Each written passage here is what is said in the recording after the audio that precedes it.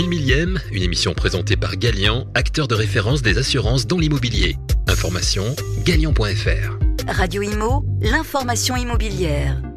Bonjour, bienvenue dans 1000 millième, notre chronique du mois de mars. Aujourd'hui, nous bousculons à nouveau le format que nous avons d'habitude et nous allons vous parler de surélévation des immeubles en copropriété et de promoteurs aériens. Gilles est bien sûr avec nous. Bonjour Gilles, quel plaisir de te retrouver. Bonjour Nafi. Je suis également ravie d'accueillir Nicolas Catania de la société Atelier parisien de surélévation, qui est un des promoteurs aériens dont je vous parlais. Nicolas, si tu te présentais. Donc on a créé cette société il y a à peu près 3 ans, vraiment au tout début, là où les promoteurs, les premiers promoteurs spécialisés dans l'achat de foncier aérien se sont créés. Et voilà, donc ça fait 6 mois à chasser la fausse bonne idée. S'entourer la bonne idée plus que la fausse, j'imagine. Ça, réfléchir justement à l'approche des copropriétés, à tout le juridique autour de l'achat du foncier aérien, de la négociation avec les copropriétés, s'entourer aussi surtout des très bonnes personnes, des spécialistes. Et ensuite, on s'est lancé effectivement à l'attaque des copropriétés. Moi, personnellement, je suis associé et responsable du développement de la société et de la communication.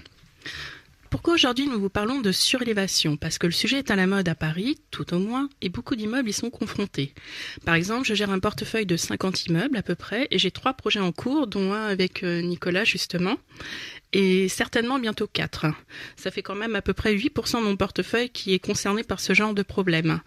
À Paris, d'ailleurs, la mairie avait pour ambition de surélever 11 000 immeubles. Si tu nous parlais de surélévation, l'historique, est-ce que c'est quelque chose de nouveau ou je sais pas, Gilles, je te laisse la parole.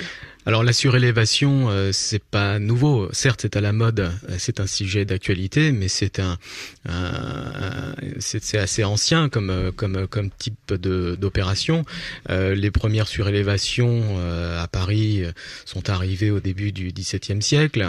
Le commerçant surélève sa boutique pour y habiter et le particulier surélève sa maison quand sa famille s'agrandit. Oui, quand on a un problème de place, en fait, quand on peut aller à l'horizontale, forcément on va à la verticale. On parle de densification urbaine, d'accroissement de la ville par le haut, et non pas à l'horizontale. On n'est pas aux États-Unis, on est en France, on n'a pas beaucoup de place, et c'est vrai que maintenant de plus en plus de monde préfère habiter dans les villes. C'est aussi un problème de transport. Enfin bon, voilà. Mais on va rester sur le sujet de la surélévation lui-même. Et Allure a emporté des modifications importantes. Oui, tout à fait. La loi Allure de 2014 a apporté une modification majeure, c'est-à-dire la fin du COS, la fin du coefficient d'occupation des sols, qui permet de surélever un immeuble. Et c'est vrai que depuis la loi Allure, les projets de surélévation et les sociétés comme la tienne, Nicolas, de promoteurs aériens se sont multipliés. Les copropriétaires y songent de plus en plus pour financer notamment des travaux de rénovation lourds sur leur immeuble. Je pense à des ravalements de façade avec ou sans isolation thermique par l'extérieur. Et ça devient une source de financement que le gestionnaire doit étudier, j'ai envie de dire presque systématiquement, surtout quand l'immeuble s'y prête. On parle des immeubles en dents creuses. Exactement. Et d'ailleurs, justement, pour rebondir sur le sujet d'avant qui était dans lutter contre l'étalement urbain, beaucoup plus que ce sujet, on s'aperçoit que la volonté de la mairie de favoriser la surélévation et pour apporter ce souffle financier aux copropriétés qui sont de plus en plus exsangues, qui ont de plus en plus de travaux à réaliser, où il y a des Grenelle 1, Grenelle 2 qui arrivent avec beaucoup d'efficacité thermique à retrouver pour des immeubles qui sont souvent des passoires énergétiques et qui n'ont plus vraiment les moyens de se rénover. Et c'est vrai qu'une fois qu'on a vendu la loge du gardien, les moyens de trouver un peu des financements sont effectivement sur le toit. On peut aussi installer une antenne relais sur le toit. Voilà, c'est 15 000 € par an.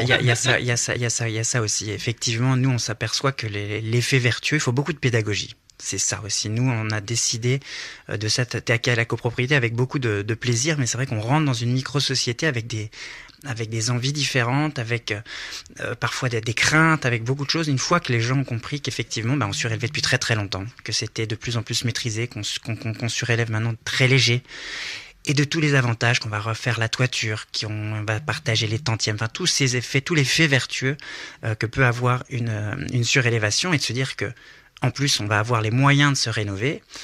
C'est vrai que grâce à vous, grâce aux médias, grâce aux gens qui en parlent de plus en plus, ça désacralise la surélévation, ça désacralise la crainte. Alors c'est vrai que la loi a aidé les projets de surélévation, mais je rebondis sur ce que tu dis, les procédés techniques le favorisent également, les surélévations. C'est vrai que les matériaux légers, bien sûr. En bois notamment, en verre, permettent plus facilement des projets, c'est moins lourd, c'est moins coûteux qu'un véritable étage, ce qu'on appelait l'étage attique à l'époque, avec le toit mansardé. C'est vrai que les procédés techniques permettent aussi une accélération Alors les procédés techniques, il y a un double avantage, la légèreté et le fait que ce soit en ossature, c'est-à-dire fait en usine, en parallèle, c'est-à-dire qu'on prépare le toit. Donc c'est des projets qui finalement sont assez coûteux parce que la mise en chantier est compliquée.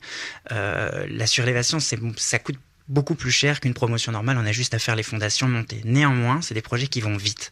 Et comme on construit en milieu occupé, encore une fois, construire en milieu occupé, c'est pas anodin. Il faut beaucoup de techniques. C'est ça, je pense, les meilleurs promoteurs immobiliers seront ceux qui sauront construire le mieux. Parce qu'il faut aller vite, faut faire le moins de poussière possible, faut bien maîtriser la surélévation. Vite et bien, exactement, oui, c'est très important.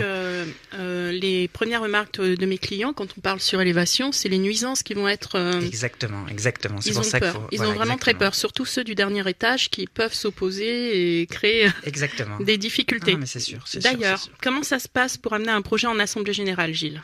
Alors, pour replacer un peu, pour reparler copropriété pure, il faut d'abord rappeler que le droit de surélévation, le droit à construire, c'est un droit accessoire aux parties communes. Donc il appartient à la copropriété. Voilà, en application de l'article 3 de la loi du 10 juillet 65 qui dit que le droit d'affouiller, le droit de surélever est un droit annexe aux parties communes. Donc c'est un droit qui appartient à la copropriété.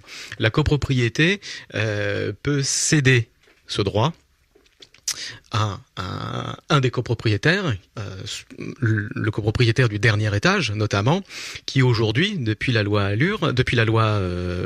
Boutin, a un droit de priorité lorsque le syndicat des copropriétaires cède son droit à construire ou lorsqu'il construit lui-même et qu'il vend les locaux privatifs qu'il a construits.